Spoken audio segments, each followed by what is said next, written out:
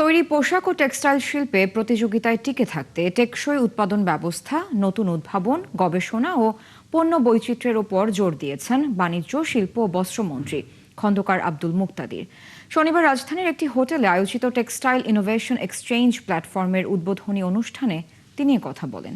এ সময় মন্ত্রী বলেন, দেশের প্রাকৃতিক সম্পদ সীমিত, তাই শিল্পে শক্তি সাশ্রয়, সার্কুলার উৎপাদন ব্যবস্থা ও দক্ষ ব্যবস্থাপনার মাধ্যমে প্রতিটি সম্পদের সর্বোত্তম ব্যবহার নিশ্চিত করতে হবে।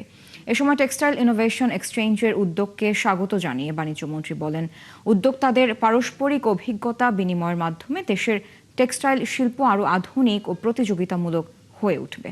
পরে ইনোভেশন টেক্সটাইল এক্সচেঞ্জ প্ল্যাটফর্মের উদ্বোধন ও বিভিন্ন স্টল ঘুরে দেখেন তিনি।